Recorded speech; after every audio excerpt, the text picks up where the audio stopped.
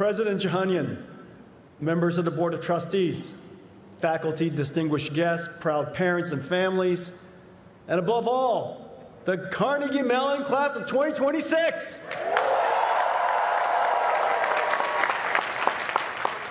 Thank you for this extraordinary honor.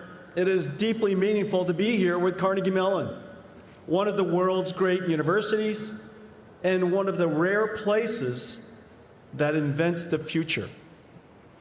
Today is a day of pride and joy, a dream come true for you, but not only for you.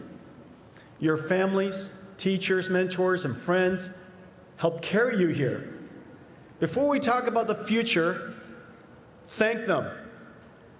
This day belongs to them too. Graduates, please stand up. Stand with me. Come on, you guys. Especially, turn to your mothers and wish them a happy Mother's Day.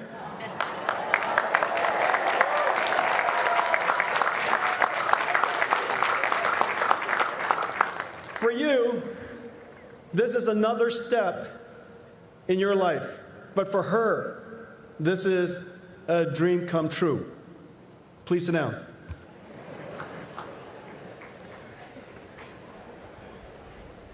CMU students, like robots, take instructions one at a time.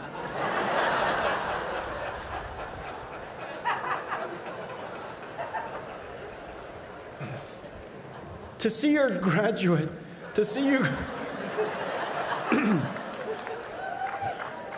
Okay, everybody, focus. I have something important to tell you. To see you graduate from one of the world's great institutions, this is her moment too.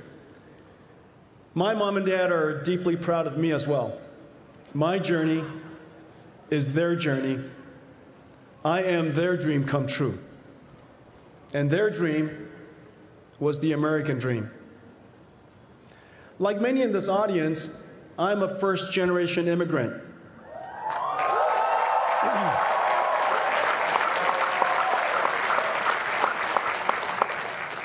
My father had a dream to raise his family in America. When I was 9 years old, he sent my older brother and me to the United States. We ended up at a Baptist boarding school in Oneida, Kentucky, coal country, a town of a few hundred people. 2 years later, my parents left everything behind to join us. They came with little to nothing. My father was a chemical engineer. My mother worked as a maid at a Catholic school. She woke me up at 4 a.m. in the morning to deliver newspapers. My older brother got me a job as a dishwasher at Denny's, which at the time felt like a major career advancement. That was my view of America. Not easy, but full of opportunities. Not a guarantee, but a chance. My parents came here because they believed America could give their children a chance. How can we not be romantic about America? I went to Oregon State University. I met my wife, Lori, when I was 17 years old. I was the youngest kid in school. We were sophomore lab partners. She was 19.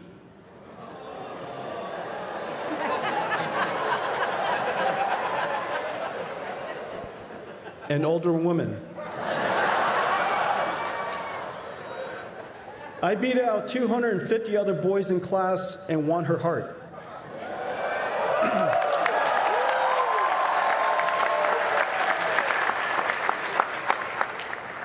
We've now been married for 40 years.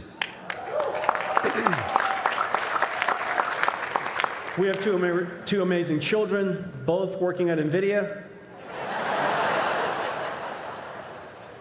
When I was 30, I started NVIDIA with Chris Malachowski and Curtis Preem, two amazing computer scientists. We wanted to build a new kind of computer, one that could solve problems ordinary computers could not. We had absolutely no idea how to build a company, raise money, or run NVIDIA. I just thought, how hard could it be? It turns out it is super hard. Our first technology didn't even work. We nearly ran out of money.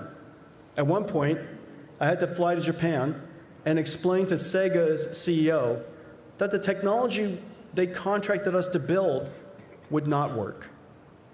Asked to be released from a contract we could not complete.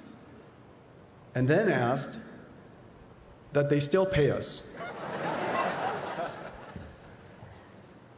Without the money, NVIDIA would vaporize. It was embarrassing, humiliating, and one of the hardest things I have ever done.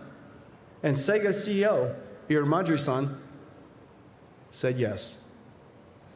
I learned early that being CEO is not about power, but the responsibility that comes with keeping the company alive. And that honesty and humility can be met with generosity and kindness, even in business. We used the money to reset the company, and out of desperation, we invented new ways of designing chips and computers that we still use today. For 33 years, NVIDIA had reinvented itself over and over again, each time asking, how hard can it be? And each time learning, it's harder than we thought. But through those experiences, we learned never to see failure as the opposite of success. Each failure is just another learning moment, a humility moment, a character strengthening moment. The resilience forged through setbacks is what gives you the strength to go again. Today, I am one of the longest serving CEOs in technology.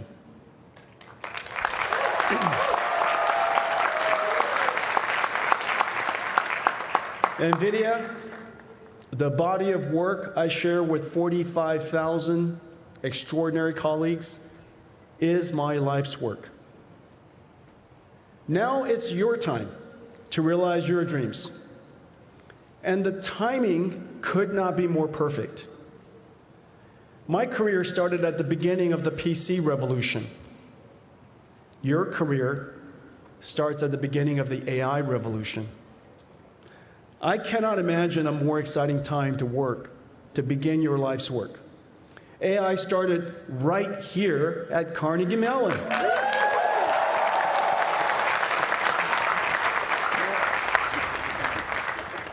I've heard countless AI jokes in the last 24 hours here at Carnegie Mellon. Carnegie Mellon is one of the true birthplaces of artificial intelligence and robotics.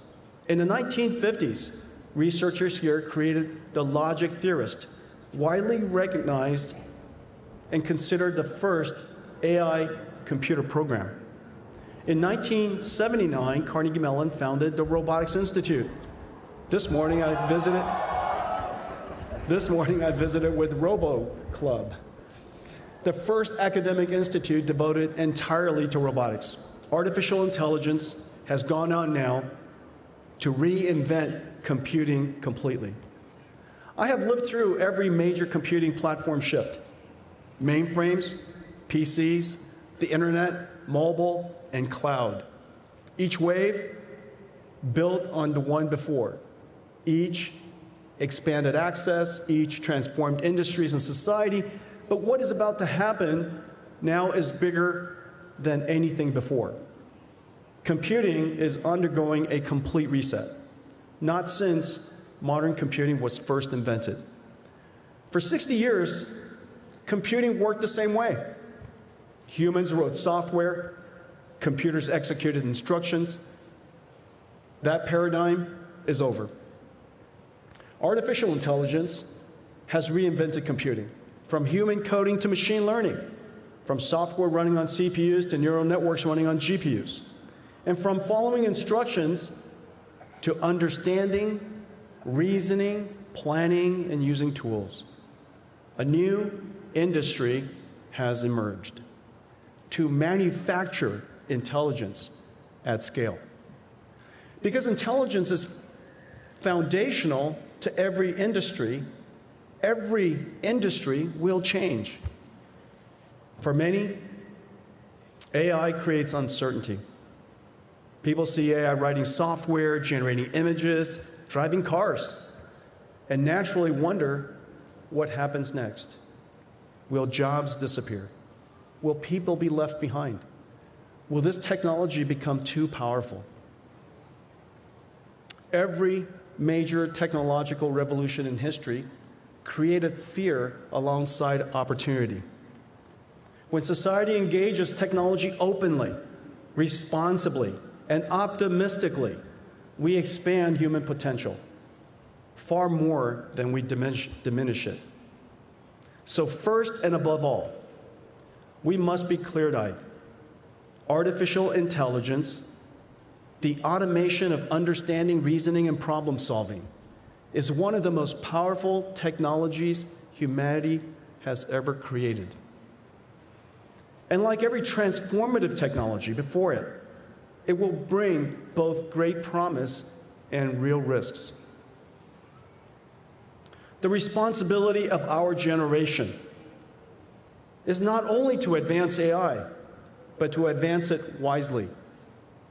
Scientists and engineers have a profound responsibility to advance AI capabilities and AI safety together. Policymakers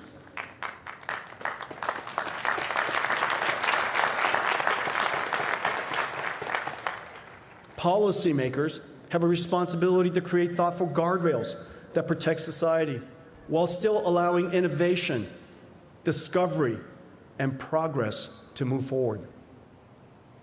History shows that societies that retreat from technology do not stop progress. They only surrender the opportunity to shape it and to benefit from it. So the answer is not to fear the future. The answer is to guide it wisely, build it responsibly, and ensure that it benefits reach as many people as possible. We should not teach fear of the future. We should engage it with optimism, responsibility, and ambition. Only a fraction of the people in the world know how to write software. Now, anyone can ask AI to build something useful.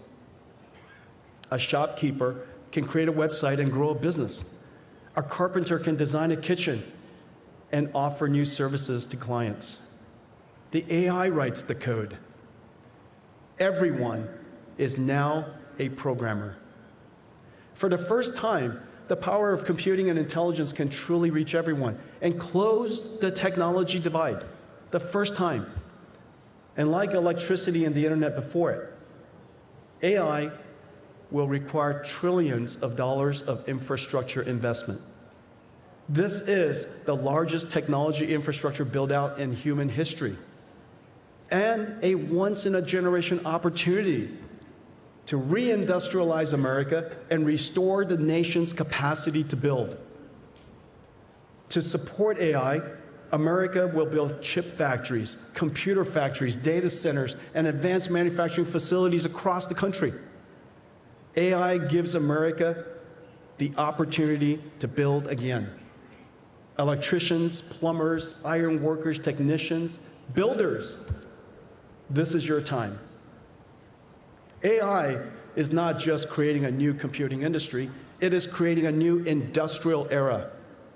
Powering this new infrastructure will require enormous amounts of energy. But it is also driving one of the largest investments in energy infrastructure in generations, modernizing the grid, expanding power generation, and accelerating sustainable energy. And yes, AI will change every job. But the task and the purpose of a job are not the same. Many tasks will be automated. Some jobs will disappear. But many new jobs and entire new industries will be created. Software coding tasks are increasingly automated. But using AI, software engineers can expand the search for solutions, allowing them to tackle far more ambitious challenges. Analyzing radiology scans is increasingly automated. But using AI, radiologists are elevated to better diagnose disease and care for patients. AI does not replace human purpose. It amplifies human capability. That is why, even as AI writes more code and analyzes more scans, demand for software engineers and radiologists continue to grow. AI is not likely to replace you, but someone using AI better than you might. So a good thought experiment is this. Do we want our children to be supercharged by AI, or be left behind by those who are? No parent wants their child left behind. So let us build AI safely. Let us also imagine an optimistic future, one our children are excited to be part of, inspired to help build. So we can and must do 4 things at once: advance safely, create thoughtful policies, make AI broadly accessible, and encourage everyone to engage. Everyone should have AI. Opportunity should not belong only to the people who can code. Class of 2026, you are entering the world at an extraordinary moment. A new industry is being born. A new era of science and discovery is beginning. AI will accelerate the expansion of human knowledge and help solve problems once beyond our reach. We have the opportunity to close the technology divide and bring the power of computing and intelligence to billions of people for the very first time. To reindustrialize America and restore our capacity to build, and to help create a future more abundant, more capable, and more hopeful than the world you inherited. No generation has entered the world with more powerful tools or greater opportunities than you. We are all standing at the same starting line. This is your moment to help shape what comes next. So run, don't walk. Carnegie Mellon has a motto I love: my heart is in the work.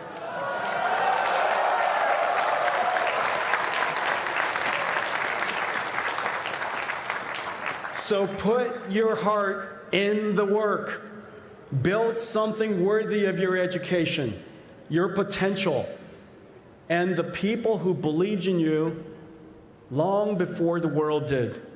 Congratulations, Carnegie Mellon, class of 2026.